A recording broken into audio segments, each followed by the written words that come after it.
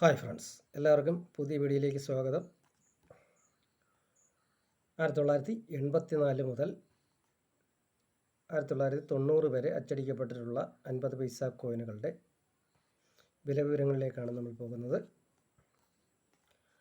Video കണ്ടുകൊണ്ടിരിക്കുന്ന എല്ലാവർക്കും നന്ദി. ഇപ്പോൾ നമുക്ക് സമയം കളയാതെ വീഡിയോ കണ്ടിട്ട് വരാം. 1984 ബോംബെയിൽ മിൻറ്റ് ചെയ്യപ്പെട്ടിട്ടുള്ള കോയിനുകൾ 20 രൂപ വരെയും കൽക്കട്ട, ഹൈദരാബാദ് എന്നിവിടങ്ങളിൽ മിൻറ്റ് ചെയ്യപ്പെട്ടിട്ടുള്ള കോയിനുകൾ 200 രൂപ വരെയും വില ലഭിക്കുന്ന കോയിനുകളാണ്. അടുത്തതായി 1985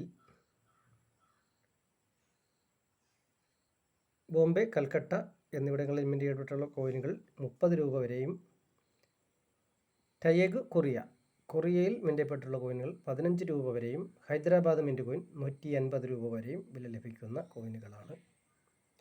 അടുത്തതായി 1986 ആണ്.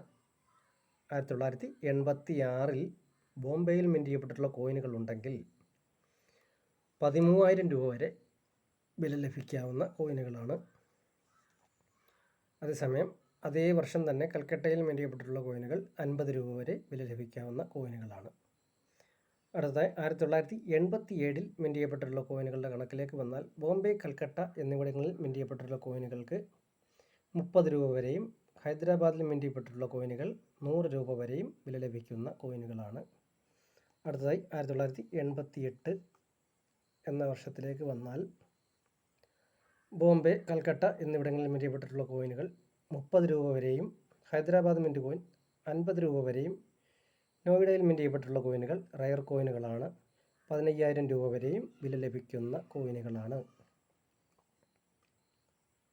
1989 മിൻറ്റ് ചെയ്യപ്പെട്ടിട്ടുള്ള കോയിനുകളുടെ കണക്കിലേക്ക് വന്നാൽ ബോംബെ, കൽക്കട്ട എന്നിവിടങ്ങളിൽ മിൻറ്റ് ചെയ്യപ്പെട്ടിട്ടുള്ള കോയിനുകൾ 30 രൂപ വരെയും ഹൈദരാബാദ് മിൻറ്റ് കോയിൻ 3,000 രൂപ വരെയും വില ലഭിക്കുന്ന കോയിനുകളാണ്. റയർ കോയിനാണ്, സൂക്ഷിക്കുക. അടുത്തതായി 1990 ബോംബെയിൽ മാത്രം അച്ചടിക്കപ്പെട്ടിട്ടുള്ള ഈ കോയിനുകൾ 150 രൂപ വരെ വില ലഭിക്കാവുന്ന കോയിനുകളാണ്. അപ്പോൾ അടുത്ത വീഡിയോയിൽ കാണുന്നത് വരെ എല്ലാവർക്കും ഗുഡ് ബൈ.